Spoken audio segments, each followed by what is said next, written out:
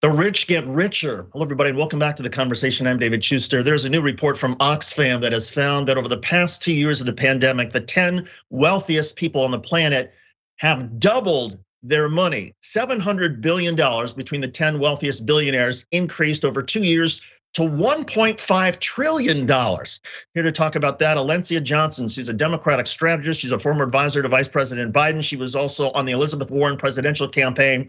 Alencia, were you surprised by these numbers that the wealthy have done so well over the past 2 years? I'm not surprised, actually, because if we know anything about our tax codes here in the United States, is that they do tend to favor the wealthiest. And as we know, history has shown us, unfortunately, the poor get poorer, the rich do get richer. They get richer off the backs of low-income folks and marginalized folks, people who have to work every single day. So I'm not surprised. I'm just a bit sickened with how it's happening in the middle of this devastating pandemic. Yeah, I mean, it's really astounding, some of the figures. They're increasing their wealth. The 10 wealthiest people on the planet are increasing their wealth by $15,000 every second. There does seem to be some agreement, at least with some conservatives that I've heard, who say, yes, wealth inequality is a problem. Their argument, though, is, well, you can't have the government tax these wealthy people in order to solve it. Why not?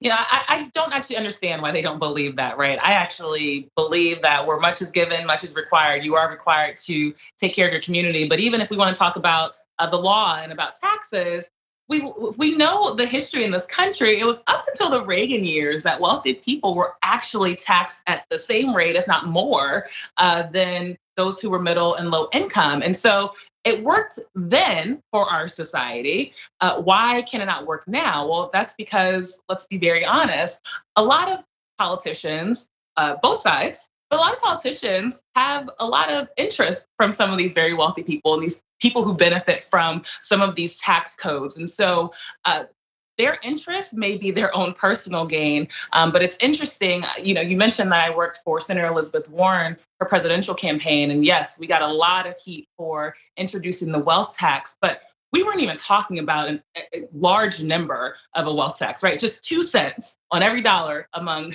$50 million, right? I'm going back to that policy proposal. We talked about what we could take care of: childcare, community college. We could take care of so many issues that we're fighting for still to this day that would make or break so many families in this country. And so it's interesting that conservatives say that when they like to say that they're the party of family values, and what couldn't be more valuable than actually enhancing the lives of families and helping them grow and reach that opportunity that they are striving for. Some of these conservatives say, well, look, the opportunity should be given by private industry and not by government. So they suggest that there should be some sort of incentive to corporations to somehow try to limit or keep down CEO pay while raising the wages of workers. It sounds nice to sort of have corporations do this themselves, but are there any practical incentives that we could give them to do the right thing? Well, we know that actually isn't going to work. I believe I heard, I was listening to a podcast from The Daily actually over the summer, and it was talking about Jeff Bezos. His salary is not even $100,000. And of course, we know Jeff Bezos is not paying a lot in taxes. And so that piece and leaving it up to corporations isn't actually going to work. I think there should be some incentive in the conversation, because if we're going to think politically, majority of Republican voters tend to be low income white workers. Why wouldn't you want to incentivize them with actually fair wages, or with the understanding that, this person who is making millions and sometimes billions off of my labor, they are also getting taxed, right? But the conservatives like to make the boogeyman other people beyond themselves for actually not regulating these businesses in the way that they should and regulating the wealth in this country. There's also been some suggestion, I think it may have been floated by Bernie Sanders in the last presidential campaign, I'm not sure, but this idea of putting a penny tax on Wall Street trades, financial transactions, with the idea being that so many people are making money simply by trading pieces of paper as opposed to doing actual work. The pushback to that, at least in terms of politics, would be that the Democrats tend to get a lot of money as well from the financial services industry as Republicans, and so therefore some sort of financial penny tax on transactions is a non-starter. Do you agree? I actually would agree that we do need to do a penny tax on these investments. And yes, it is frustrating to hear that both sides of the aisle are not in support of it, because that is how people build wealth. I mean, as someone who plans to retire at some point, I also make investments, but I am taxed at a different rate than some of these other people, obviously, because I am not the top 1% of this country. But I think there's something to be said about the integrity that has to be in this conversation, the integrity around the people who are making these laws and pushing back against these laws are probably doing so because they also benefit. And so how can we have a conversation about, ensuring that every person in this country has an opportunity to build wealth, right? The racial wealth gap is widening, and it's gotten even worse in this pandemic, that people are able to purchase homes, right? That inflation doesn't harm people in the way that it is right now. Then we have to have a conversation about, yes, investments, instead of hiding your money and moving it around and so that you can escape and evade some taxes, you actually need to be held accountable for that. And so hopefully more voters are getting engaged in this conversation, and that it just kind of leaves the DC Beltway, right? It leaves the Wall Street conversations, because sometimes we're having it here on the media, we're having it in DC, people are having it in New York, but we're actually not talking to the people that are impacted the most by it. And those are the people on the ground who could be benefiting from the social services that these taxes could pay for. Is it enough to have transparency? In other words, make sure that every member of Congress, every member of administration has to fully disclose where their interests are in terms of finances and where they might benefit from particular legislation? Or does there need to be some sort of actual legislation that prevents people from having certain holdings in order to be able to vote or to take part in a debate over that? I think it's both, honestly. But I know how Congress works, especially when we don't have a majority on one side or a large majority on one side. And so we're gonna have to piecemeal this, right? So let's start with the transparency, and then let's move forward and have this conversation of, you actually may not be able to be in office if you have certain interests that will skew how you plan to govern, how you plan to regulate. How can I regulate a company that I am a shareholder of? That in itself that is like common sense of I know that I'm going to put my interests at first, even if it's subconscious, right? I'm going to put my own interests at first. So I think it's both, and knowing how DC works, though, we're gonna have to start piecemeal, and it probably will start with transparency, but even just that piece alone will help voters understand what is happening and give voters the information that they need about who they want to represent them.